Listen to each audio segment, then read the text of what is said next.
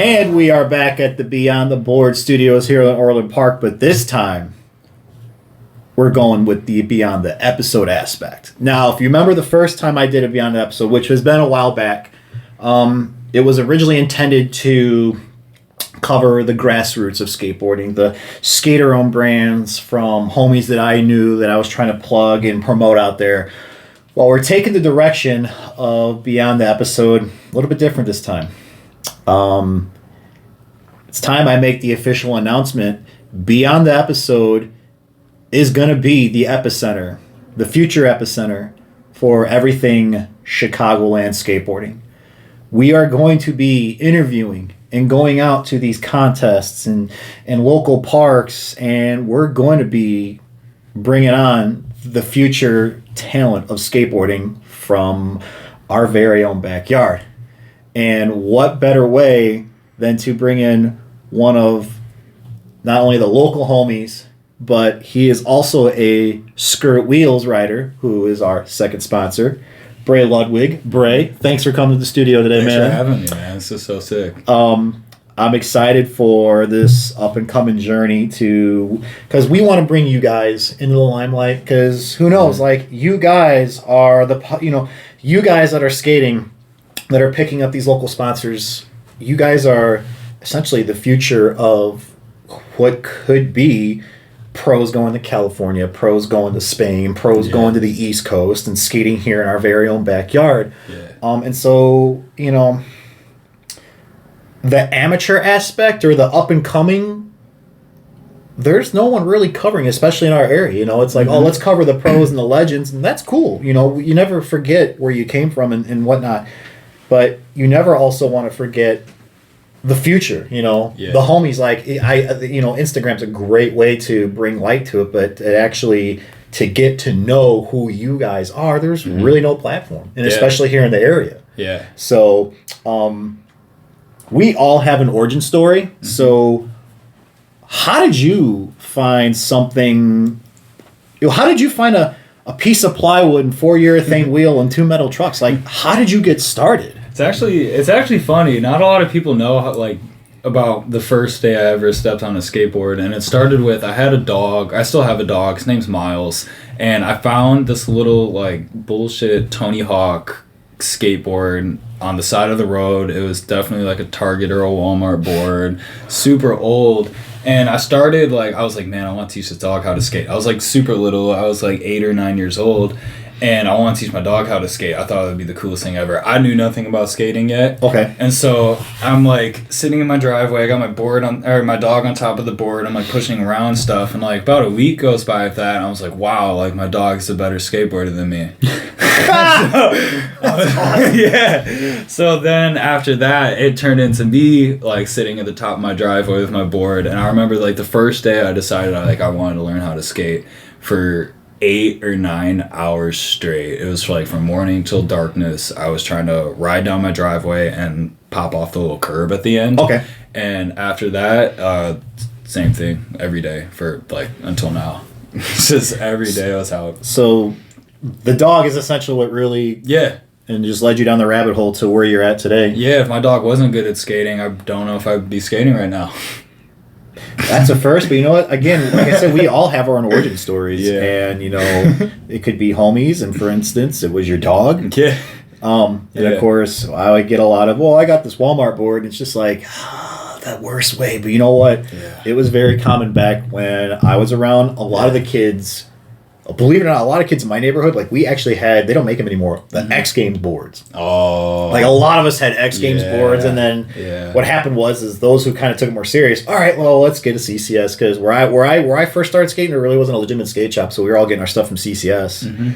But, so, now, after you got that initial, you caught that fever, you want to start learning. Yeah. Now, were you skating by yourself for a while, or did you finally go to a local park or some spots and find some homies and get a crew at first, or were you just running solo for a while? I was running solo for first probably a year or two. Not a lot of people skated near me. The people that did skate, I hadn't met them or anything yet. I was still real young. There was a park like really close to me, like probably like a 10-15 minute walk or skate, but I didn't really start going there until I got a little older. It was more just like cruising around the neighborhood, popping up curbs and stuff, finding little mani pads. Now, what was the first park that you actually started skating at? Warren Township Skate Park in like the Gurney Waukegan area was my first ever park I learned how to skate. And it is 3 bowls. There's some spines and some quarter pipes, and that's about it. There's an untouchable stair set and some really like fucked up ledges and rails that no one really skates. So I only skated transition. I'll say that sounds like a park you would see more common in California or where I used to live at, right by El Paso, Texas, because the bowl scene's huge. That's the only park that was like that around here was Crush when it was open back in the day. Yeah, the huge. Well, now Asylum's got the bowl, but that was other than that. Most of the parks and spots that we used to go to were more like sort of street. Yeah. Now, were you more when you first started? Did you prefer to go to parks? Were you more of a hey, I'm going to try to scope out the local spots and see what I can find kind of dude? I started off with local spots and stuff. I didn't even really know what I was doing because I never even like seen the skate video or anything yet. I was just looking for things to skateboard on. Like I didn't like think of it like, oh, I'm going street skating. It was just like I was just skating my surroundings, just whatever I could. But yeah, it originally I didn't think once I started getting better at bowls and stuff like that, I didn't think I'd ever really wanted to like be much of a street skater. I was a lot more comfortable with it. I loved Ben Rayborn when I was a kid. So yeah, drew a lot of my tricks and just style from him when I was younger. Then it wasn't really till I got older and I moved back to Aurora that I started skating more street because we don't really have bowls out there. But now, you were talking about Ben Rayborn, like when you first started, like who were your other inspirations that you were pulling from? The first video that I ever watched when I was a kid was the Enjoy Bag Suck video. And yes. That was my first video.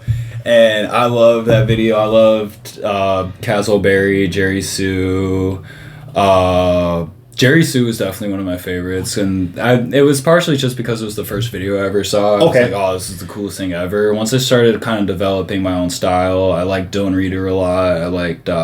Rest in peace. Yeah, seriously, that was one of my favorites. So it's kind of funny you were talking about the Enjoy Bag of Suck. So that Mullen deck up there, that's actually from the Bag of Suck era. Oh, that Quack deck. Oh. That's a legitimate... like old school. They made 2 versions of that. It was they made this color and it was like lighter gray and that was pink at the bottom. Yeah. But that's an old school Rodney Mullen from when Enjoy first came in. Yeah. After A-Team split. Yeah. That was 2001 or 2002 because when Enjoy first came to fruition, that was Rodney leaving, that was Mark Johnson leaving, because what happened at A-Team was it was just doing a lot of reading and watching, like it was just a sense of like the graphic, like they literally split up over no solid direction as far as the graphic art. Yeah, that's why they split. With Chet Thomas forming Dark Star, Gershon went Road for Blind, Dave Mayhew, Mullen, and Mark Johnson were 3 of the founding members outside of like Caswell Berry and Louis Barletta. And those were and I think Jason Adams left Black Label to become a founding member of Enjoy. But during that video, that's a legitimate. That's so sick. I didn't even Enjoy deck. Yeah, that was a legitimate Enjoy deck. And what's funny is my buddy Oz and I, we were actually the first 2 in the area to actually have Enjoy decks. Oh, that's so sick. I had a Mark Johnson Genius Boy. Yeah, and he had the Rodney Mullen Pigeon deck.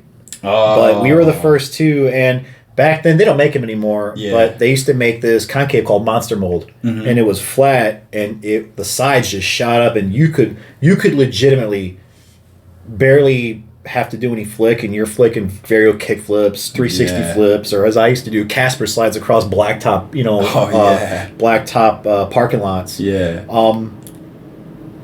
See, I don't know how it was with you, but with me, my first video was Birdhouse is the End, and I've always had a special connection to it because it brings a lot of nostalgia. Do you feel similar about every time you watch Enjoy's Bag of Suck, and it's like it takes you down that time warp of like, holy crap, like this was my first ever video that I saw? Yeah, like every time I watch it, it's just tons of nostalgia. I still get that same level of hype I did. Now, after Bag of Suck, did you watch Tilt Mode? I did not. Dude. I know. Tilt Mode. So, while it wasn't officially licensed or under the Enjoy banner, a lot of the guys from Enjoy back then actually were a part of the Tilt Mode army. Got it, okay. So, I would definitely, if you're wanting something that's a similar vibe to Enjoy's Bag of Suck, I would definitely say check out Tilt Mode Army. Now, like how we all got our first start with a shitty complete, and when you finally started taking it serious, so like, what was your first like legitimate like pro everything, like legitimate skateboard brand setup that you had as a kid? Okay, it was, I believe it was either a Plan B or an Enjoy deck. I can't remember which one came first. I know Plan B was either the first or the second one. So, okay, did you start skating around 2006? I think I started, it was more like 2008. Okay, all right, so yeah, by then Enjoy, because Plan B came out of hiatus in 2006. Yeah. So by then, yes, Plan B was in circulation. Yeah. Okay, so yeah. Do you remember the specific like graphic per, was it a team board? Yeah. Was it a pro board? The Plan B was a team board. The Enjoy, it was a Jerry Sue model. Okay. And it was like it was called like his sponsored board, and it had like it looked like there were stickers, but it was all of like his different sponsors and stuff like all over the board. Oh no shit. Yeah, it was so sick. I wish I could find it. I'm surprised they didn't get a cease and desist letter. Yeah, because I know, because there was a lot of it was back in the early 90s and late 80s when they did a lot of decks like that legitimately threw shade at like their old sponsors, and they're like, oh, you're gonna have to cease and desist. So I'm gonna have to look for that in the collection, because I remember vaguely seeing that, but damn it, now you're putting me down the rabbit hole to go find another damn deck. Yeah. So all right, so you started off with an Enjoy your plant, like, so what trucks, wheels, bearings, what were? I started off on a pair of Thunders, some Rictas, and some Bone Super Reds. Not a bad choice in bearing. Yeah. Not a bad choice. Yeah. I remember the Rictas, they were all black, and they had like the silver like ring. Okay, so they were the black and chrome. Yeah. They were Muskas, because when Muska rode for Ricta for that short time, he had a set of wheels like that, and then later on, it might have been Muskas or Nijas. Or they could have been team wheels. I think they were team. Okay. I don't think they were Nijas. Now, where did you get your first complete at? So right down the street from me, there's a little shop. It's sadly not around anymore. They were the coolest guys ever. That's probably why it's not around. They gave everything out for free. Okay. But, that's a shop that, like, I get it, you want to hook up the homies, but it's like, at the same time, you got to make profit or else you're not going to survive, especially when you're saying 2008 when the whole the economy was just took a shit. Yeah, I think they dropped out in 2013, but A2B Board Shop up in Gurnee was the spot. I loved them so much. They were the coolest dudes. I started going there really young, got my first boards and stuff. They were super nice, showed me how to set it up and everything. And as I got older and coming back more, they'd like give me like old issues of Thrashers that they had in the back. And they'd like, I remember I used to really like the Shaw Malto Etnies, like the last Etnies that he made before he moved over to Nike. And they had a giant stack of them, and they just took all the ones in my sizes and like going up a little bit too because my feet were growing. They just like threw them in the back for me. They were like the nicest dudes on the planet. So were the Maltos then your first ever skate shoe that you ever bought, or would you get something before that? Oh god, I don't remember my first skate shoe I got. I think I skated some Walmart shoes for like the first like 2.5, 3 years of skateboarding. They were like Air Speeds. Mike McGill's company. Yeah. Mike McGill Air Speeds. Mike McGill Air Speeds were along the line of NSS shoes that used to be sold in some shops. Dude, they were $25 at Walmart, and I shredded shoes like a motherfucker. I was a kid. My mom didn't want to buy me expensive skate shoes, so the old Mike McGill Air Speeds were just as bad as not only the NSS, but when Andy Mack had his like his brand off of Airwalk, it's like, oh my god. Yeah, I know. It's like, I get it, you're trying to make affordable skate shoes, but you're gonna blow through them bitches like no other, because it's like y'all are cheaply made. Oh yeah, dude. I used to roll my ankles all the time. Need a new pair of shoes every like 4 days. I was like 11 too. Like that shouldn't be a thing. Hell no. Hell no.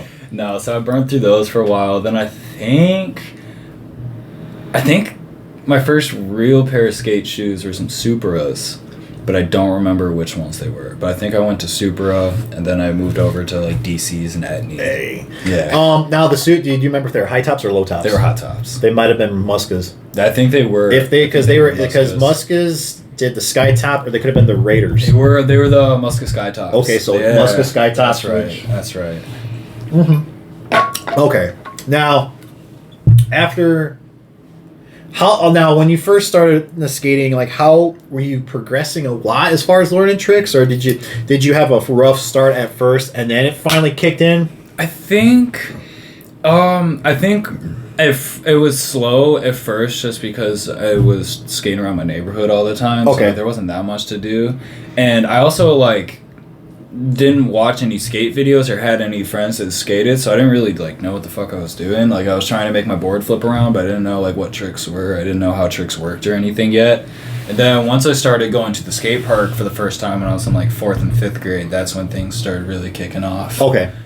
And then from there on out, you really just started progressing. Yeah. Now, I know you said you were at park that you first were at, you were starting to skate transition. So, like, when did you start making the no pun intended, the transition from that to more street-based skating? Honestly, I really didn't make a huge transition until I was around my freshman year in high school. I still I liked tinkering around the street and stuff, but I was so used to it, and that was all that was really around for me. So I learned how to frontside air before I learned how to kickflip. Damn. Yeah. Usually it's the other way around. It's like I'm gonna learn the basic tricks and I'm gonna go balls to the walls. You're like, no, I'm gonna. You know what though? That's what I learned is that just the homies and I. But just talking to a lot of people is you progress at a different rate. It's not. Contrary to what popular belief and how most things in life they dictate, they want you to be. It has to be linear. That's the beauty of skateboarding is it's not linear. You know, you can forge your own fucking path. Yeah. The way you want to. Mm-hmm. And that is I don't know. That's one of the beauties. I guess you want to say the innocence of skateboarding is that there's so much you can do. It's not like this. It's the world's your oyster. Exactly. Which way am I going to go? Yeah.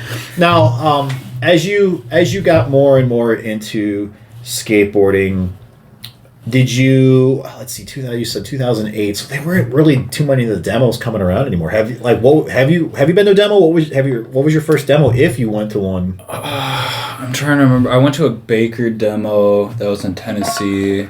I don't remember the year. I know I was in middle school, and my buddies took me because they wanted me to skate around in it. And it was when I was starting to get a little bit more recognition in my area. I was starting to get a little better. I think I got my first sponsor when I was in 7th grade. So who was your first sponsor? My first sponsor was A to B Board Shop. Okay. They hooked it up with stuff. They were the best. They knew I hated school and never really wanted to do anything but skate. So I would come by with an empty backpack and they would just fill me up with old thrashers and they're like, here's your history lesson. I was like, hey, yes. I would just go to school and just read thrashers all day. But yeah, they were my first pickup. Then a clothing company that I don't think is around anymore called Bliss Collective. Okay.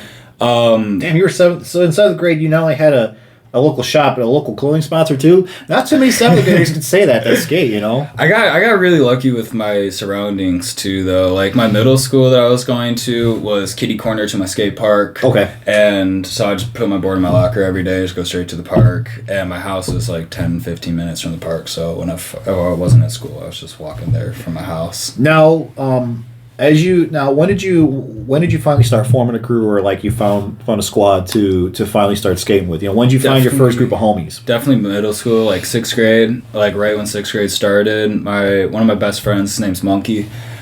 He was just getting into skating at the time, and a few of my other buddies were, and we all had the same classes and stuff. We lived near each other, so it's just every day, just get the group of homies over to the skate park. Now, when you guys were getting a little bit older into high school, did one of you get the license, say, all right, I've got the car, we're going on local road trips? We were so lazy about cars for the longest. I think we preferred walking for some reason. I don't know why. We would just ride around on bikes all the time. I think I didn't even get my license until I was 18. Okay, so I'm not the only one then. Not the only one that did that, because I didn't give a shit. I was I just want to fucking skate all goddamn day. I don't want to fucking job. Yeah. But I think trips started happening more when I got older. We did smaller trips, like just going like up into Wisconsin. Okay. Or maybe, like, So going yeah, a you state live or up there. so You could go to Four Seasons. Yeah, we were at Cream City all the time. Cream City was awesome. They used to hook it up with some stuff too. Is that still open? Oh yeah. Oh yeah. Shout out Cream City. Love Cream City. So we've got your origin story. Mm-hmm. Now, how are things looking now? Like, I actually, before we get to now, I gotta ask, like, where do you see yourself, like, 5-10 years down the road?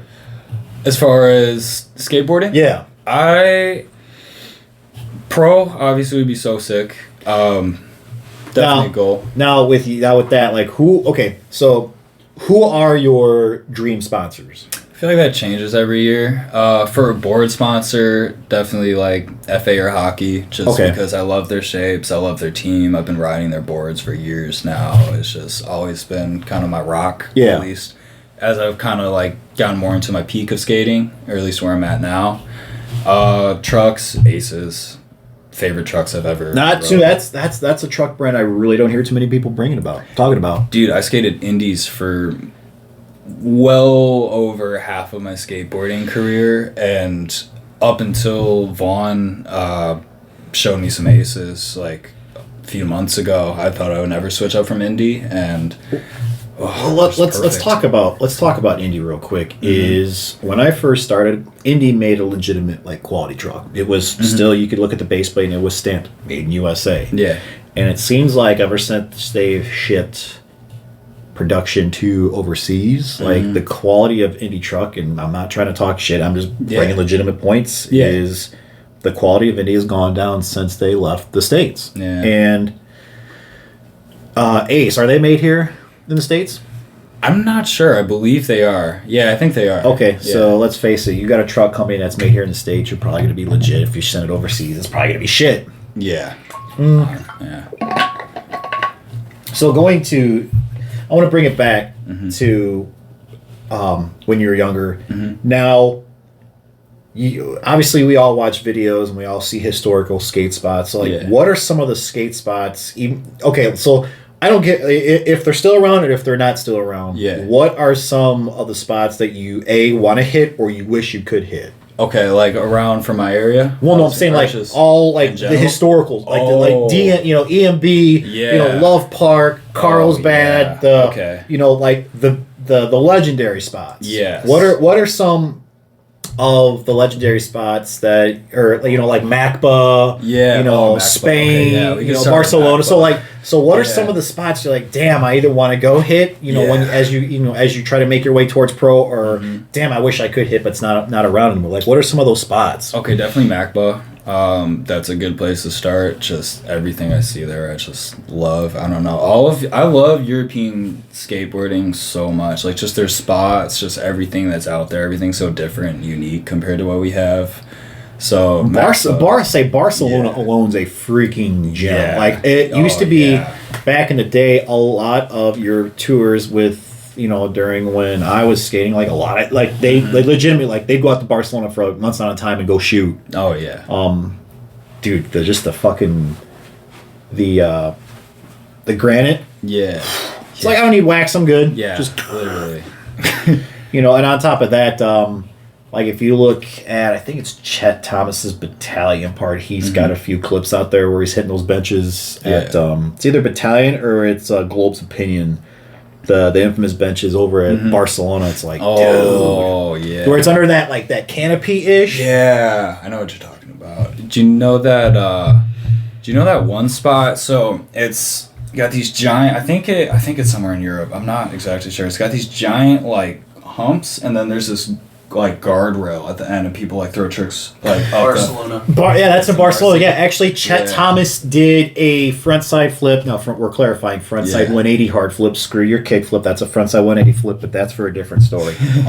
Chet Thomas is throwing some parts. Danny Wave's throwing some parts. Yeah, it's got the rail, and it's like I know what you're talking about. Yeah, there's been a lot of bangers thrown over that shit. Nollie full cap flip over it. Jesus Christ. Yeah. I don't remember who did it, but it was recent. I think it might have been Evan Smith. Don't quote me on that, though. I don't know. Now, what about here in the States? Here in the States, the big, fat, black hubbas in New York. I forgot the exact name for them. They're super thick. Okay. Suchu, like, just did some weird stuff on it the other day, I think. Now, how you're saying New York? Have you seen any clips from the old Brooklyn Banks? Oh yeah, dude. Oh yeah, that's a spot I'd love to see. They were trying to revitalize that at one time, but it just something happened. I don't know if they couldn't get the funding, but they were trying to revamp that to where you could start skating it again. Yeah. Oh man, yeah, that'd be so sick. I always love seeing clips and stuff from the Brooklyn Banks. Now, speaking of how I brought up Chet Thomas in that favorite spot, when I first met you last week, there was a particular shoe that you had on. Yeah, yeah. So, the classic CT4 by Globe. Oh yeah. How are you liking that so far? I can't lie, I love them so much. Like, all my homies were making fun of me when I was sending pictures of it, because they all skate like Blazers and shit, and I was like, alright, we're gonna see. And, dude, like, I've been skating, like, Dunks and Blazers for the past, like, probably, like, 3 or 4 years, and I don't think I'm gonna be able to go back. They feel so good. There's so much protection. Like, the only thing that scares me a little bit is I'm so used to, like, mid and high tops because of my ankles. So, like, it feels a little weird going back to a low top, but I feel like I can jump down anything. Like, there's just so much protection. Here we go. Dude, this is a quality-ass shoe. Oh, yeah. What's the story behind this is when Chet Thomas and Dave Mayhew. So Dave Mayhew had the D3 2001. They actually put I think it was a small bet on who could sell the most. Yeah. And D3s were beating the Chet 4s here in the States, but because Globe had that global outreach because it's an Australian base, Chet actually won the bet because he was selling more globally than the D3. Oh, yeah. So, but yeah. Dude. Yes. So, I just want to talk about some of the features of that Chet 4 that you're currently skating right now. Let's do it. So, right here alone, you're going to get that support with the Nitrocell. The sole. You know, it's thick. It's foam. Yeah. Oh, yeah. It's not like skating a pair of Vans or a pair of Nikes to where there's not a lot of thought put behind it. And, like, the Molins that I used to skate as a kid, actually, a lot of your pro globes had the Nitrocell heel in them. Now, what sucks for us collectors is if we get some old globes, we can't wear them. Because as I learned the hard way, 5 minutes into wearing an old pair of Molins, my shit started talking to me. I'm like, oh, that's probably not good. Yeah. So that wasn't good. But excuse me. So I want to point you to the toe cap. Like we were on that video chat. Yeah. This is actually, I think it's a triple panel because there's a panel underneath that, but you can see there's one panel, two panel. Yeah. You're not going to blow through it like a pair of Vans or a pair of Nikes. Wow. Yeah. And on top of that, it's triple stitched there, and it's double. Or actually, you know what? Yeah, it's triple stitched. It's triple stitched, and then it's double stitched. Wow. So you're going to be able to kickflip the hell out of these. Yeah. Before you're like, shit, I need a new pair of shoes. Yeah, I feel like my flip tricks rotate a lot better in these too. Like, it's weird because I feel like I have like no board feel at all. At least when I first started riding them, but then I'd like try and flip something and everything rotates perfectly. See, and I'm not trying to talk shit or bring down anyone's like skate method or whatnot, but like when we were skating these shoes and when we were skating the big shoes, either the S symbols, the DC Links, the Chet 4s, the Osiris D3s, like, we knew the board feel would come. Yeah. It was, if we're going to be jumping down big shit, or even just learning, because you can hurt your feet. You can hurt your feet on anything. Big shit, small shit, flat ground. Like, you can hurt. And that was the thing is, I paid $100 for a pair of these. Yeah. But I know that they're going to last me at least 4 months before I have to go 4 or 5 months, depending on how much I skated. Exactly, yeah. Now, you like compared today, where like Vans may make some like $45 canvas shoes. Like 3 weeks later, you're seeing your sock and going, fuck, time for another pair. So, compared to you're buying, they're $45, but $45 here, $45 here, $45 here, $45 here. That adds up. That's $180 in like 6 months when you could have just dropped $100 on a pair of something like the Chet 4s. Now, as I was telling you when I was first showcasing these, you don't need a shoelace. You don't need a fucking shoelace. That was the craziest thing. It is legitimately all the one shoe. So you can see here the Chet 4, which was the beauty. he didn't do this concept with the Chet 3. The Chet 5 he did, but the Chet 4 is when he initially brought in the neoprene, the sock liner here, man. and that's the beauty of back then. The shoes that I used to skate, like there was thought put behind the design. These days, it's just what's the fad right now, and what are the kids gonna eat up? Yeah, exactly. Like Janoskis. I'm sorry, bag of smashed assholes will never ever buy anything Nike because I'm sorry, but big ball sports, get the fuck out. Yeah. Get the fuck out of skateboarding. And on top of that, they're not legitimate shoe brands, skate shoe brands. They didn't have the designers and we're going to, not only that, but the actual input from the pros. Chet had some input on these, because Chet did a few prototype designs of these shoes before going, okay, I like this, because back then Chet was doing, kick flips and frontside 180 frontside flips with the hard flip downstairs. Yeah. And this shoe, and I've seen some of your clips, and you kind of go balls to the walls. Like, this is the shoe that's going to protect your foot. Yeah. And on top of that, you can drop maybe $80, $90 in a pair of shoes, but it's going to last you for a while. Exactly, and that's less than people spend on dunks nowadays. And on top of that, there's the ollie pad. Yeah. Not too many people. I was wondering. I was going to ask. So that's an ollie pad, and one of the reasons why they had that is, at least for those of us that weren't pros, is like, how am I hitting my ollies consistent?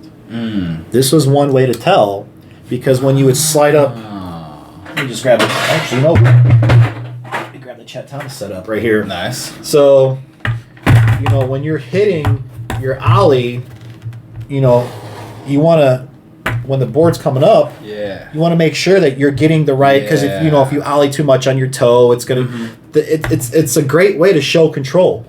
Is if you're ollieing and you got more surface, the angle, it's like, all right, I'm gonna have a good consistent ollie, and like, oh well, shit, it's gonna get out of control, and next thing you know, like you actually do a half flip, or you somehow get injured. That's crazy. I didn't know that's what that was. So that was the beauty of it. It's like I've had, let's see, white and green, black and yellow, gunmetal gray and black. So I had 3 pairs of Chet 4s when I was a kid, and that's how I knew I was hitting my ollie solid. Is I would start seeing these nubs go down. Yeah. Now, like you were saying, you didn't feel board feel at first. Like, how long did it take you to finally go, okay, I can feel my board now? I think I'm still getting used to it because I haven't had that many chances to skate them since I've got them. Okay. But every time I'm on the board, it feels like it makes more sense. And it'll more start like at the beginning of the session. I'm like, I don't know what's going on here. Like, I don't know what's happening under my feet. Yeah. And then I'll try a few tricks and I'll land them. And I don't know, then it starts feeling like normal. Like, even if I can't exactly... I don't think I can feel where I'm at. My board always just kind of rotates how I want it to with these shoes. It's just really nice. Well, and then like as you keep skating these Chet 4s more, like you're gonna see that will start blowing out through this panel. Yeah. But you'll have another panel underneath. Yeah. Or if you need to shoe goo, that's shoe goo. Mm-hmm. But it's I watched some clips, and it seems like again, contrary to the current status of skateboard shoes of very thin and not bulky, and it's all about board feel. I think this is the perfect shoe for you to skate. Yeah, I think it's my favorite shoe that I've had in a very, very long time, and I can't think of a shoe I'd rather skate. Right now, let me ask you about injuries, because again, this is your feet are essentially the ones that make you money. Yeah. Like, have you had problems before with foot injuries? All the time, yeah. With your foot? Yeah, all the time. I get shin splints all the time from like impact and stuff. So essentially, like lack of support from a thoroughly well-built shoe. Exactly. I think you're going to see a big difference. I have been. Yeah. You're going to. I mean, I know you said you haven't skated them a lot, but you're going to see a big. You're already feeling the difference right now, and I think especially if you start finding big shit to jump down, which again these were built to jump down big shit. Yeah, I've taken them down some sets already, and they feel so much better. You're gonna, and on top of that, but on top of it's your feet making money, but a lot of skateboarding, it's mental. Yeah, and because you don't want to worry about you don't want your focus to, well, I'm going to hit this, 6th set or 7th set to, well, shit, if I hit this, am I going to get hurt? Worry about that. Like, this, this type of shoe is going to help get over that and really, like, boost that confidence in that, all right, I can do this shit. And really prevent the injuries to where you can progress to how you said you want to become a pro skater. Now, aside from like your shin splints, what else? Like, do you like have been some sort of like little bit of setbacks? Oh, dude, I've always kind of been like the dude in the crew that gets hurt all the time. Okay. So I tore my right Achilles a couple summers ago. And the same week, the day before I tore my Achilles, left shoulder comes out, class 3 torn AC, my collarbone up here. And I had to film the next day. I was like, I'll be fine. So I go film, and I'm warming up at Grant, and I'm on, like, that giant, like, quarter that's out there, the one big quarter. So I was warming up on that. I was doing front rock. I wanted to do Indy front air on it, and I did a front rock. It was just like my second try, just getting warmed up. My shoulder hurt like hell, but I was just kind of ignoring it. And I kicked my board out, and I jumped right to the bottom, but I landed with one foot back on the board, and my back foot was behind me, and I just sat on my ankle. I got the clip, too. It's gross. But you should have submitted that to Hall of Meat. I did. It got on their story. Nice. Yeah. I mean, not in a good way, but nice that I was glad. Glad. Yeah. It made it somewhat worth it. But yeah, then I just sat like on my ankle, and it was gross. My foot was upside down, and I had to call an Uber to my car. Then I had to drive home from the city. I couldn't walk to my car, so I had to drive home from the city with my left foot. And then I got home, went to the hospital the next day, came back, and like 2 days after my shoulder and this right ankle, my left foot, I stomped on this piece of broken glass that I didn't see because I was all pissed off because I was hurt. And I stomped on it, and I was barefoot. Went straight through my foot. It was like 3 inches wide, about an inch deep, almost like a full inch deep, and severed all my nerves. And since then, none of the toes on my left foot has worked. So I was wheelchaired up that whole summer and started skating again the next year. Whoa! Yeah. Whoa! When I was a freshman, I got pretty much a broken back. It was like herniated disc-ish thing, couldn't really figure it out.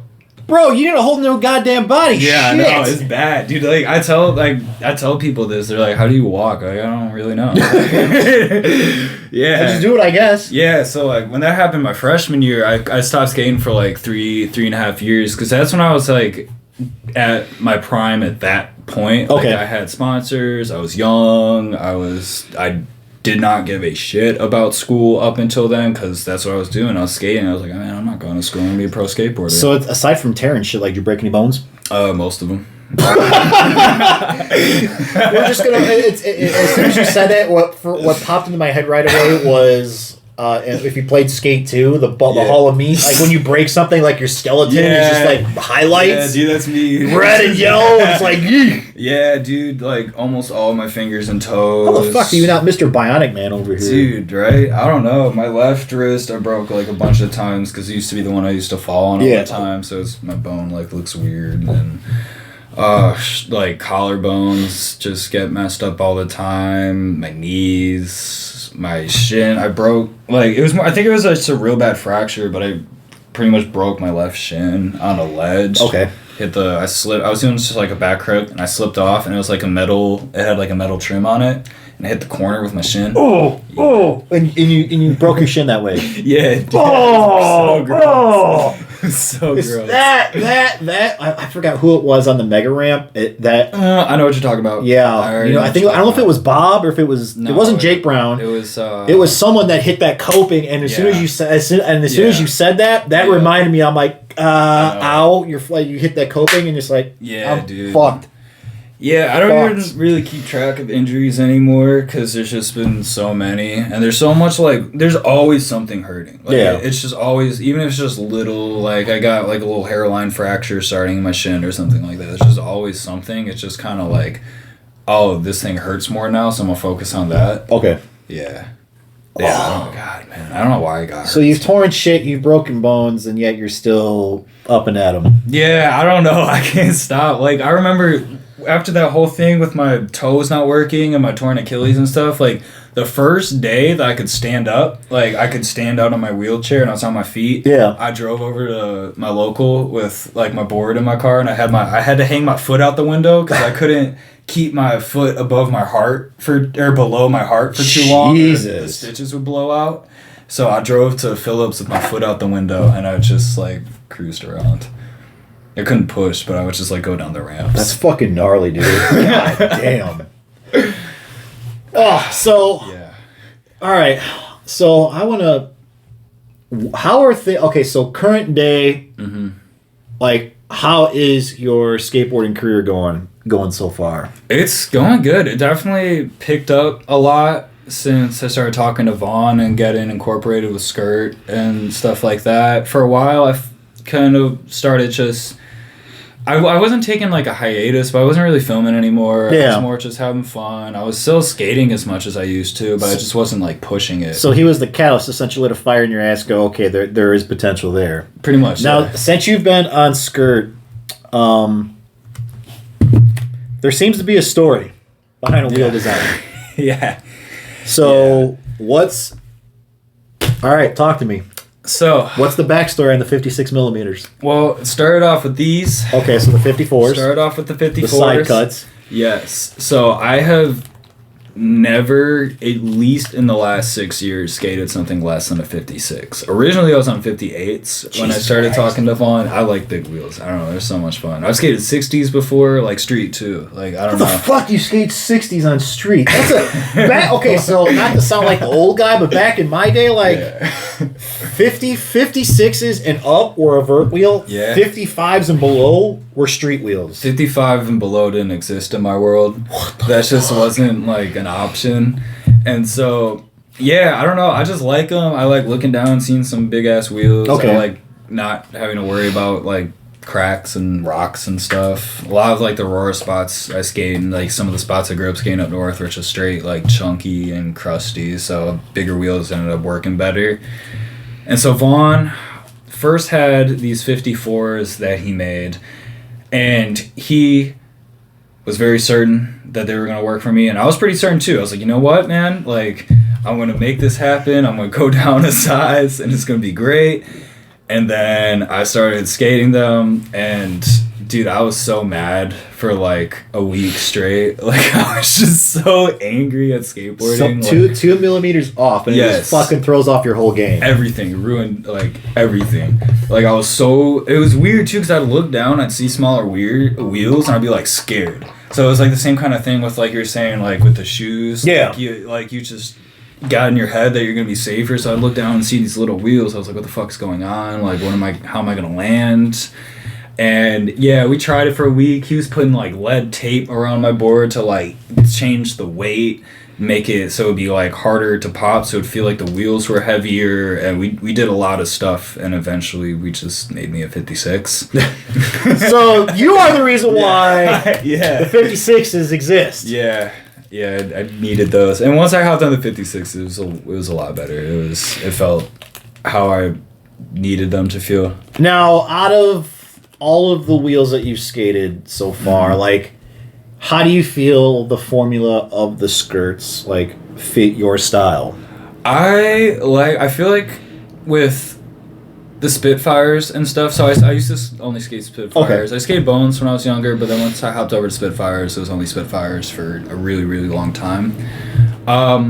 They were great in street, good street wheels. Always been good street wheels, but I do still really like skating transition. I still like finding weird transition parks and just funky stuff to skate that reminds me of stuff I skated when I was a kid. Okay. And I noticed that I would not get the traction I needed. I would be sliding a lot. It just wasn't a good all-around wheel. It was good. Okay. It was good enough. Like, I managed, but once I got on the skirts and I took those to all terrains, they just worked a lot better for me. So it seems like it's definitely paid off since the sponsorship with SKRT. Yeah, definitely. Which is always a plus because, you know, I feel that if you're either you're getting cash or you're getting product, like, but you want to be able to, I guess you could say, stand behind a product, because there are some wheel brands out there that put out a facade, but their riders ride other stuff, and it's just like, so how really good quality is your product? Probably not. No. And yes, do you want a reliable deck and reliable trucks, but you land on your wheels. Yeah. And you're gonna want those wheels, because again, with same thing with shoes for your feet, you're gonna want, if you have a shitty set of wheels, it's gonna throw off your mental game. Exactly. Where it's like, I can't go full tilt, because it's like, if I land wrong, I'm gonna shoot out, I'm gonna get shit, and it seems like with the skirts, I guess you could want to say invincible, but you have that confidence. It's like you know that you've got a good product to where it's like, all right, I can go full tilt, I can film good clips, I can put together solid video parts, and I don't have to worry about it being shit. And that's a lot of what I'm about as far as sponsorships go as well with skating, because in the end, I skate because I love skateboarding, I love our community, I love skateboarding as a whole. And so, like, if I start picking up sponsors just to get sponsored, and I'm skating a bunch of shit I don't like, I'm not gonna like skateboarding anymore. It's not gonna be fun. And that's the thing is, like, so when I was younger, I was never sponsored, but there were a lot of dudes out there that would legitimately go out and do that, because it's like they're chasing they're chasing the dollar signs, and I get it. Like, you wanna get that money, but like you were saying, is it's gonna make you not want to skate, and it's make you gonna hate it. And I think that's the innocent side of skateboarding is getting sponsored, doing it because you love it, but also like representing and skating good product. Exactly. Yeah. Because it's a cycle. Is you're standing behind something that is awesome, but then your sponsors are putting cash back in your pocket. You wanna rep something that's reputable and solid. When people, like, every time they go to a skate shop, there's skirt, they got some skirts in stock, and then slap them on, or like, I saw Bray skate them on his clips, and this is a sponsor. So so where I'm going with this is, back in the day, a lot of us, as they say, imitation is the greatest form of flattery.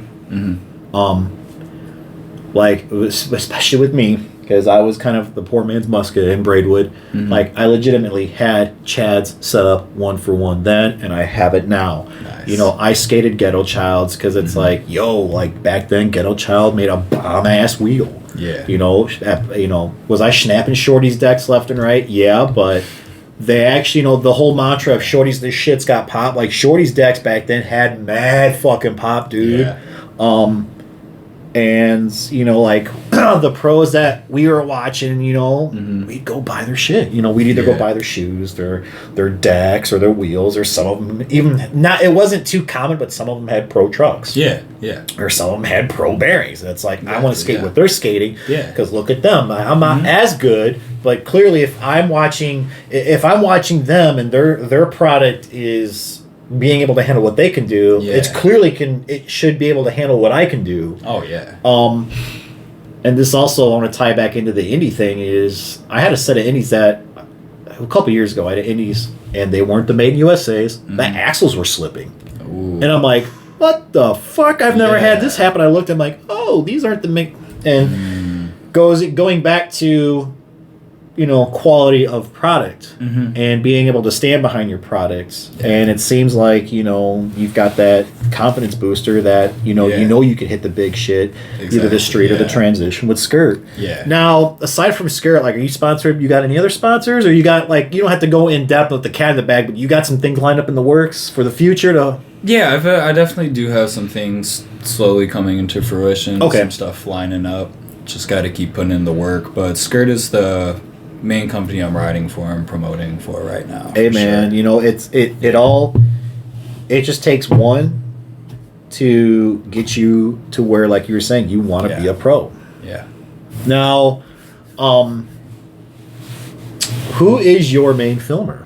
My main filmer, his name is Dan. Goes by Only Dance on Instagram. He is awesome. Love Dan. Got one of his stickers right here. Show it up to the camera. Yeah, love this. Dan is great. He's an amazing filmer, super nice guy. He's always down to be there when he says he's going to be there. He's got it all. He's got everything in his car that you'll ever need on a skate trip or at a spot or whatever. He's just solid, good, great filmer. There's a filmer. I met him once at the park last week, and the fact he's got his shit all the time, it reminds me of an old school filmer. His name's Socrates Leo. He was actually on the 9 Club, and he used to do that back then. I like hearing you guys talk about those kind of vibes because, while skateboarding has evolved, there are some things that should never be forgotten or some things that should carry over, and that was one of the things during what I like to refer as the golden era. Yeah. From 98 to 2008, so we'll call it 10 years before really shit started sucking. Yeah. We always had our boards in our trunk, which probably not necessarily the best thing, especially in Illinois with the humidity. If one of the homies was a filmer, he either had his camera with him in the car, which probably wasn't a smart thing because people would break in, crackheads, and sell it, or they'd have their equipment ready to go. And that's pretty cool that he's got his shit ready to go at a moment's notice for you guys on SKRT because, especially if you, like you're saying, you want to go pro, you're going to want that filmer that if he's got the time or whatnot, hey, what are you doing? I want to get a clip. I want to get a part. What are you doing? Be able to film it, edit it, and then get it out for more exposure for your future sponsors, or like you're saying, your wheel sponsor SKRT, putting that out there. Yeah. And I don't know. It's just cool that there's still a little bit of sediment left from the golden era that's still out there. Mm-hmm. Just like how some of these companies are reissuing shoes, thank God, because again, I can't skate. I tried, folks. I legitimately tried Chris Cole 3s, DCs. Couldn't do it. Yeah. I tried the Josh Kalis Centrics. Couldn't do it. Could not do it. And then it's like, I'm going to buy I was at a DC outlet and I saw some Rob Dyrdek Flawlesses. I'm like, oh, those are puffy. Yep, I want those. So I've got a few clips pulled up. Oh, yeah. Did the tablet go? It did. Oh, crap. Oh, I love tech, but I hate tech. Yeah, I know what you mean. Now the clips that we'll be talking about, I'll be editing these in the actual video feed for the channel, so that way it's like, oh, we're talking about something. What the hell are you talking about? Nope, it'll be right there. Yeah. So this park, where is this at? This is in St. Louis. I actually haven't watched these clips back yet, so this will be fun. But this is in St. Louis. It's a little DIY, but it's a legal DIY. So where the hell is this at? Because my guardian is by St. Louis. Okay, it is off Kings Highway. Don't remember the exact side and location it's on. Okay. But it's right off the highway, and it's dope. It's really fun. There's the DIY that's under the bridge there, and then there's also this one, and this one they got approved to put it in, so they can make it a little bit nicer than a normal DIY. And I think they had the people that came through and made it. They also make real parks. Okay. So they just made this. Oh yeah, little tray flip. Now, do you remember when you filmed this clip? Yeah, I do. It was me and Dan out there. I think we were supposed to bring some other people, but it was just me and Dan out there, and we met up with one of my buddies from St. Louis, and he was just taking us around. Now, how you're talking about how your style is skating, it seemed like you're mashing your two styles, because tray flip, it's always a common street trick, but you're hitting this little hip over here. Yeah, I always since we had the spines up by us. Yeah, I love doing tray flip blunt transfer and just tray flip transfers over spines. Ooh. All right, this next. I'm gonna replay this next clip. So, looks like is that supposed to be a makeshift quarter almost? It's like a weird little launch kicker thing into a hip. It's like a makeshift quarter pretty much. I'm looking right here. I could definitely see the influence of how you're talking about. But then we go to this clip right here. Yeah, that's straight up street. Actually, you know what? How you did that 180 nose. Not gonna lie, because I watched these clips a couple times. Mm-hmm. That reminded me a little bit of a Chet Thomas style, because in a lot of Chet's video clips, obviously he would incorporate the hard flip, but that right there, hitting that style of ceramic, not ceramic, the granite ledge, like that reminded me a little bit of. Now, where was this clip at? That was also St. Louis. Was that downtown? Yeah, it was downtown. I'm trying to think where at, because I always drive downtown when I'm down there just because it's so dead. It's in front of. Okay, do you know that like restaurant with the giant sets in front of it that are like perfect and they're like yeah, it's right across the street from that. Oh shit. Yeah. I have to go scope. Now this last clip right here. Yeah, this one. I have to talk about this one a lot. Yeah. So where was this at? That's in Aurora. That's at Jake's Bagels over on the east side. I've got to watch this again because I'm actually going to send it to him. Do you realize what trick you just did? Switch Muska, yeah. I have to fucking send this to Chad. Yeah, I love. Dude, Muskas are my favorite. Like, dude, this fucking switch Muska flip, like and I'm not gonna lie, this was pretty fucking effortless. Just this was dude, that was the perfect scoop, the perfect rotation, and on top of that, that was the perfect 180 body roll. Thank you. You do? Do you see why I'm talking about this a lot? You can see right behind you. I was thinking about grabbing one of those. Yeah, I definitely like one of my main tricks that like. I want for the actual video feed. I'm gonna play this again, but I'm gonna slow mo it. Sick. I want to slow mo this, and then what I'll do is I'll slow mo it, and I'll send it to him.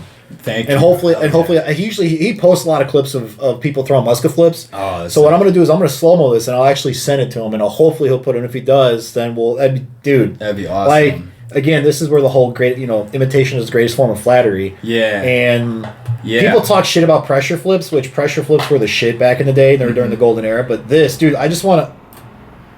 Yeah, I love Muskas. Slow this down. Oh, I gotta fuck with this. I just want to watch this again. My God, dude, right there, right fucking there. That. Yeah, fuck. That is just that. I caught that just that looks in time. A little crazy, yeah. Yeah. And the landing too. Like, it's funny, that one was actually a warm up. We were just sitting That was a fucking warm up? There was a different set. I was hoping to throw it down that I still gotta go back for. But we were just sitting outside this place, like trying to figure out what spot we wanted to go to next, because we had just gotten kicked out of this ledge we were skating at. And this was when I was like starting to get better at throwing those down stuff. So I saw the set and I was like, let me try So this. I gotta ask, this run up. Yeah. Was it bumpy? Yeah. Was that like all wood decking? It's like a decking. Now, were you riding skirts at the time? I don't think I was on them yet. No, okay. Yeah, I don't think so. Are you going to try to go back and do it on the 56s because you were saying how you like your wheels the more? Yeah, honestly, I feel like it feel a lot better on the. Dude, I think you need to go back and revisit that and see how it's going to feel with the skirts as a comparison. You know? Yeah. Definitely. Dude. Thank you, man. I think that one was 4th try or 5th try. God damn! Yeah, I'm gonna snip this and I'm gonna slow mo it. I'm gonna send it to his ass, and if he puts it up, if not, I'm putting this up on the channel.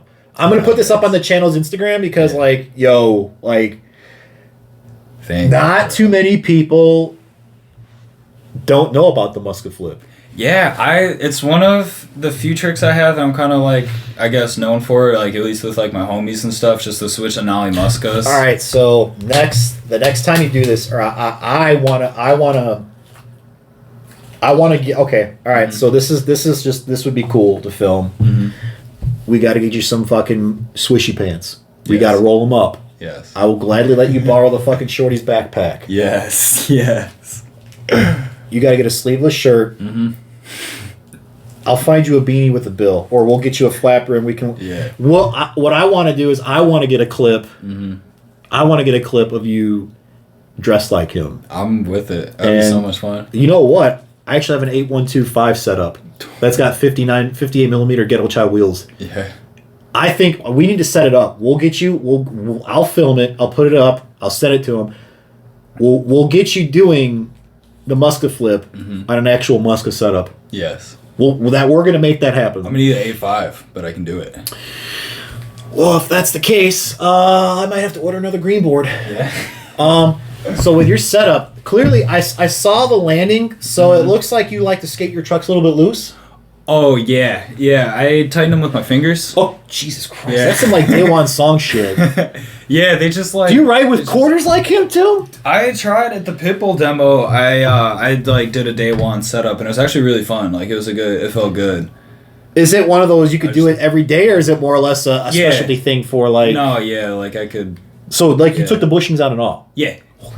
Yeah, like my trucks, especially when I'm skating street, they usually fall off like once a sesh. That's like one of them. That would be kind of alarming because it's like you're hitting something big and your truck's just disintegrating. Yeah. Like, there's my face. It's along the fucking like it just skid. It's usually when I'm skating over a bunch of like bricks and tiles and shit, it'll just like shake them up. But yeah, that's why I like the Aces over the Indies now because like my Indies I finger tighten them too, and then I did the same thing with the Aces, just finger tighten them, but they just feel a little more snappy. Okay. Because that's how I first learned how to skate. My first board ever. The trucks were all fucked up, and when I taught my dog how to skate on, the trucks were all fucked up, super super loose, and I was like 8 and didn't know how skateboards worked, so I just learned how to skate like that. I need to see. I need to see you skate the day one setup live in person because that is like it's no bushings, quarters. It's like, the fuck is he doing? Yeah, I was skating the mini ramp at the Pitbull demo. Like to make it legitimate, we need to find out. Well, I've got a lot of old set of tensors, and we'll just fucking do it that way. Yeah, yeah. Now, with every guest that we have here on Beyond the Episode, as I was telling you, I wanted you to pick out some shoes and decks from the collection, and we'll kind of have our mini history lesson. Yes. So to my right, you picked the white and blue Lynx, and to my left, you picked the red Kalisuses. So like, what do you got? Like, what do you want to know? Like, what do you? Why did you pick those? Well, that's what I want to ask. Is why did you pick these specific pairs? So, man. The Kalisuses, and same with the Link, they just popped out a lot. I just love the way they look. They look like, after skating these CT4s for a little bit now, they just totally look like shoes I feel like I would like. Just super fat. The colors are so sick. They look like they got a lot of protection. I was a little curious about what's going on with the bottom. Okay, what's going all right. So I'm going to drop a little knowledge on you. So the Lynx were actually a runner-inspired shoe. Okay. So they DC so the Lynx were originally done in '98, which those red and gray ones behind you, those were the first ever colorways that were ran in 1998. So they took a runner-inspired. So yes, there was some puff to these, but these were considered kind of a thin shoe back then. If you compared to like the D3s and the Chet 4s, like these were kind of this was DC's first inception. So it was a runner-inspired shoe, but if you think about it, like how you're also doing like kick flips and tray flips on this point, like it's going to give you a little more beef. So that way you're not blowing through, this rubber toe cap or this rubber side panel, you're not going to blow through it. And especially with this, exactly. You really can put that pressure and you're not going to worry about. And as you can see on the Kalisuses, Kalis took inspiration from his sole from the original Lynx because look how his toe's the same way. Oh, yeah. Yep, Kalis took Josh, because Josh, back when DC was first formed, and Kalis came onto them, like, that's all you would see before Kalis had his Kalis 1s. Yeah. All the Love Park footage, Kalis was running DCs, or the Lynx. Yeah. And then the red right here, you see a lot of old school footage from Love Park over there, and that was the one colorway. And on top of that, how you were talking about the lace protection or lack of laces with the Chat 4s. With those and with the Lynx, you had this ghillie system. Yeah. So you wouldn't necessarily have to worry about blowing out your laces right away. In fact, this paneling is actually if you can feel it, it's gonna you're gonna be able to take some beating. Yeah, that's tough. And it's same thing with the Kalises. You can feel it's suede, but like you could kind of see like the Kalises are the big or the little brothers of the Lynx, but obviously he changed it up a little bit with the design. Yeah. But yeah, with those, and then also I have our guests pick out 2 boards from the collection. So behind you, we've got the Raleigh Motorhead, and we've got the Jaws reissue, which was originally a Heath Kirchart graphic. Okay. So yeah. So why these 2 specific boards? Okay. Jeff Rowley boards I loved when I was younger. I think my 3rd or my 4th board was a Jeff Rowley. It was old. It was beat up. It was one of my older homies. His name was Ruben.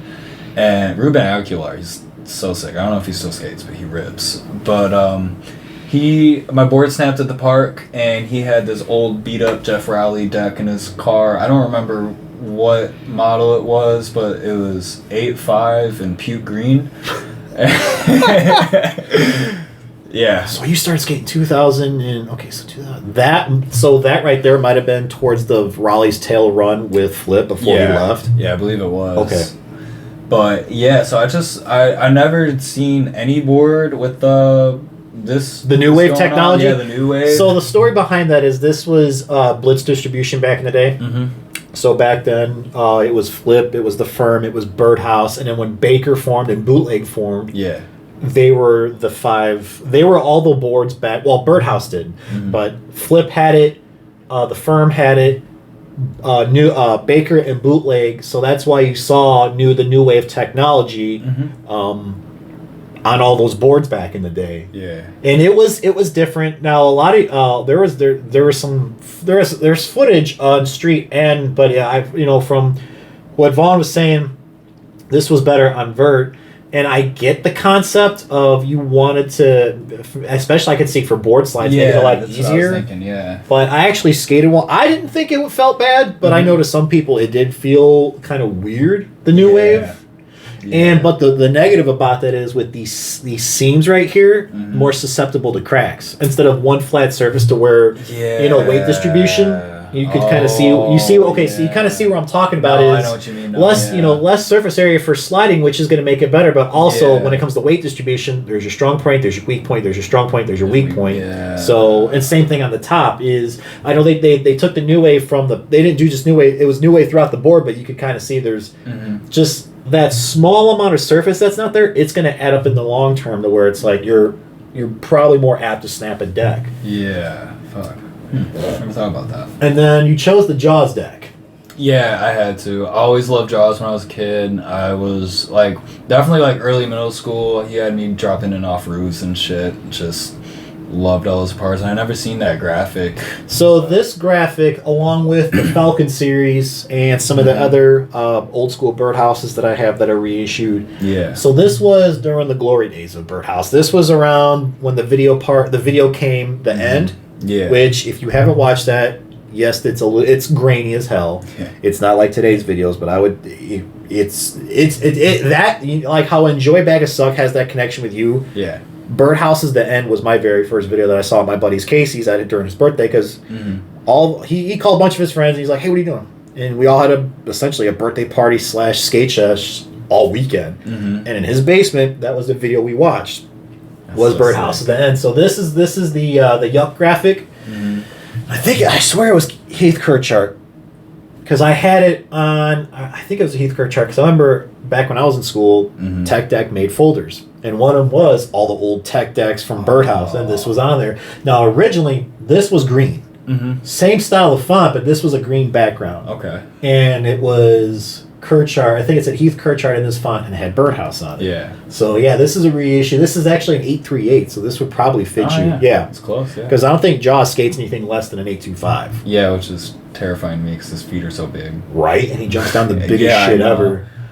But yeah, like I said, this is a classic graphic, and that's just awesome that you've got Raleigh, which you gotta check out some of his new stuff now with his own board company called Freedom. Yeah, I've seen a little bit of the stuff on Instagram. I haven't done much research. He's actually I think he's finishing a part. Like Freedom should be coming out with a full blown video pretty soon. Oh wow, that's awesome. And I know Pedro Barros was stacking some clips for that too. Oh, they got Pedro? I don't know if he's writing with them for sure. He had a guest board on them. At least I know. I don't know who he's writing for, but I know he had a guest board. And it was a green background with the fire font in his name, and it had like a Black Panther in the middle. Oh, that's it. They sold out of those real quick. So, I saw that board actually. Yeah.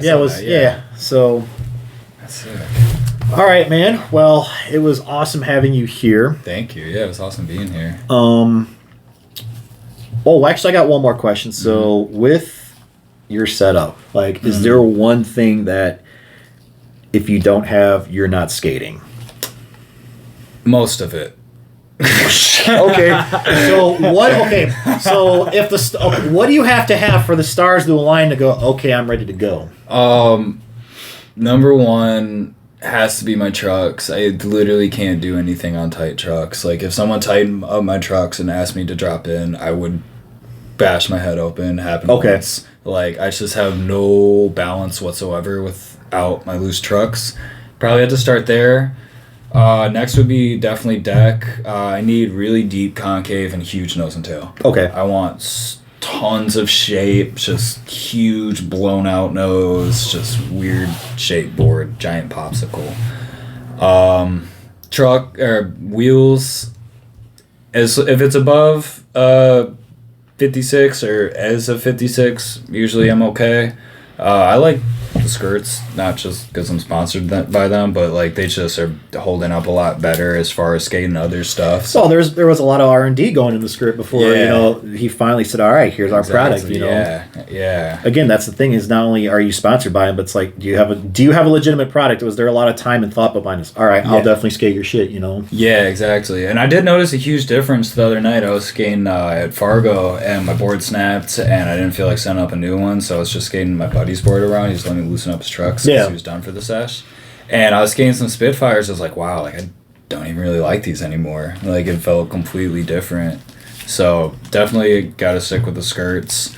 I would say the main thing is definitely trucks and deck, but wheels too now, man. I didn't realize just how much wheels affected me until I switched from those 58s to some 54s. Okay.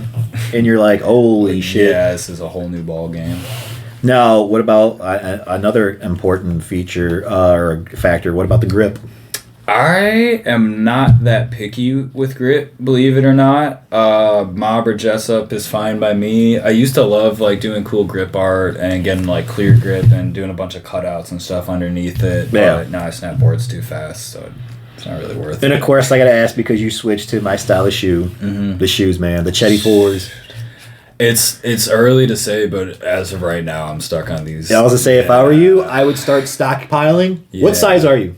Like 10. Okay, all right. Well, if I find some crackhead specials, I'll snag them for you because, Globe's been 2019 or 2017 or 2016 is when they did start doing the reissues of different colorways. But I don't think it's not gonna last forever. Yeah. So if I were you, I would definitely start stockpiling. Yep.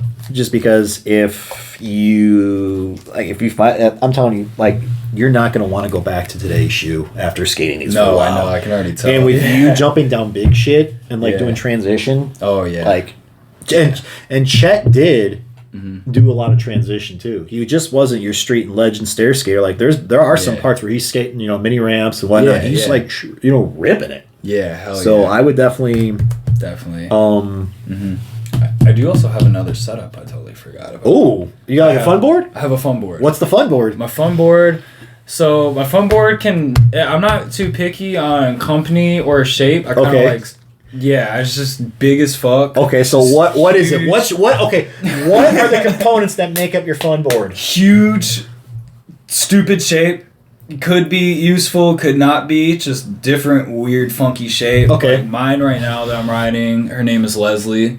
It's. Hey, I'm not gonna judge. I named my car Natasha. So all right. So talk to me, Goose. What makes Leslie? Leslie is a 9.8. Jesus fucking. Yeah, Christ. It's got some 60s on there. Hard wheels.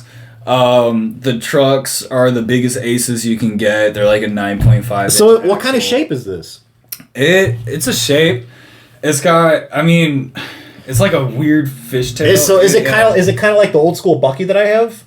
Yeah, it's kind of like that. Yeah, it's pretty close to that actually. Okay. Yeah. So hold on. So it is kind of like the old school Bucky. Yeah, it's kind of like a fishtail-ish, big old nose. Yeah, it's pretty like this.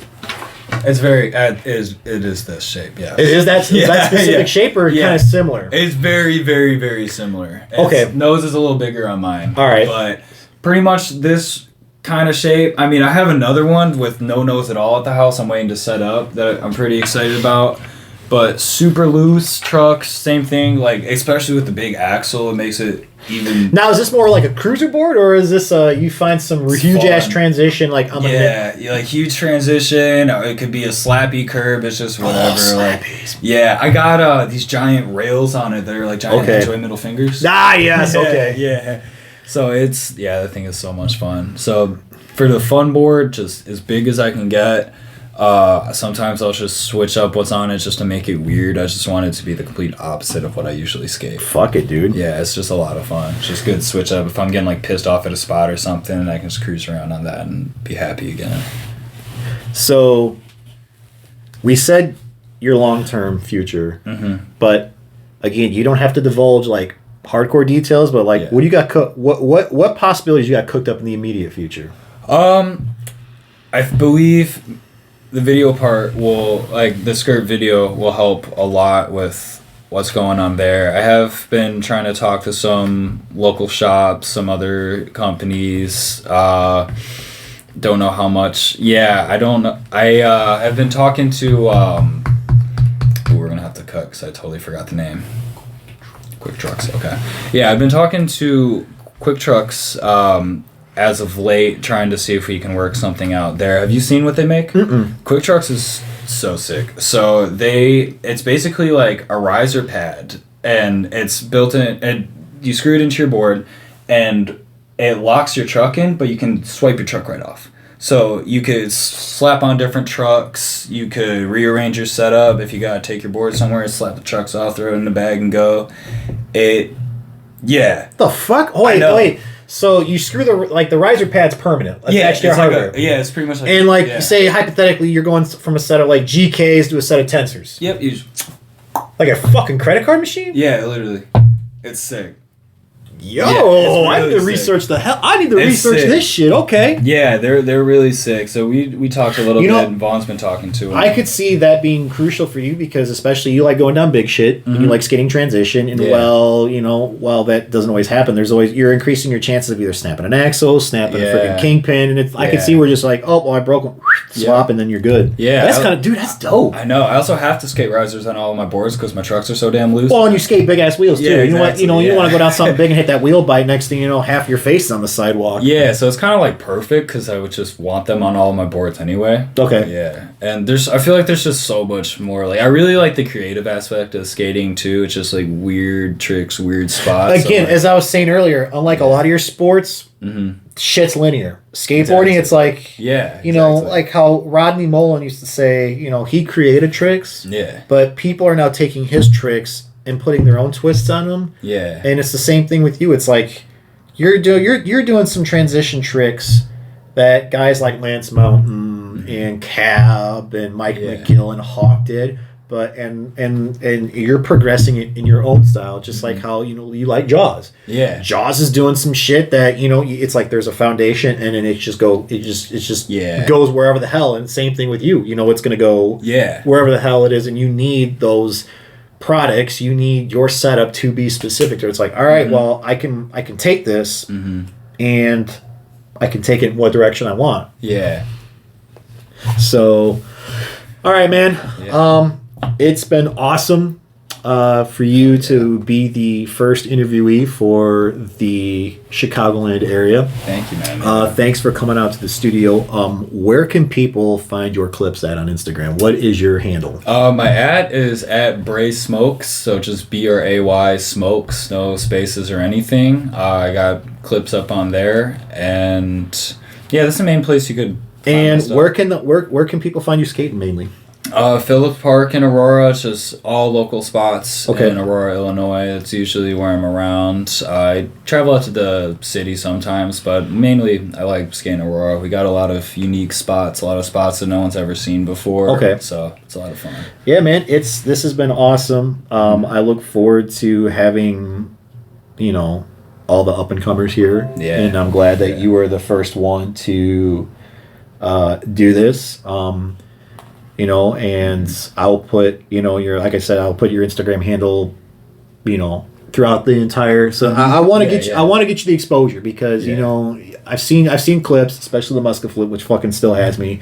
And I want to promote. I want to promote the future rippers, and that's what Beyond the Episode is all about. And that is the goal of the channel. Is yes, am I bringing you historical content for my collection, but at the same time, we're also using this as, the future of Chicagoland skateboarding. Because let's face it, we've got a lot of good rippers. We've got a lot of awesome local sponsors. We've got fucking spots up the ass in the suburbs. And it's like, we want to, you think about skateboarding, West Coast, East Coast, Exactly. And everything in between. It's like, hey, there's some shit here in Chicago alone. Yeah, we're here fighting for scraps. Yeah, so no, we want to be up there. So, anyways, guys, thank you for tuning in to the second episode of Beyond the Episode.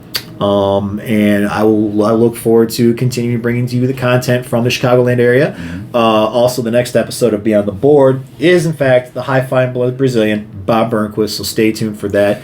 I am finishing up the research and show prep, and I've been finishing up the clips to showcase on the show. So anyways, guys, thanks for watching, and I look forward to the next episode of Beyond the Episode.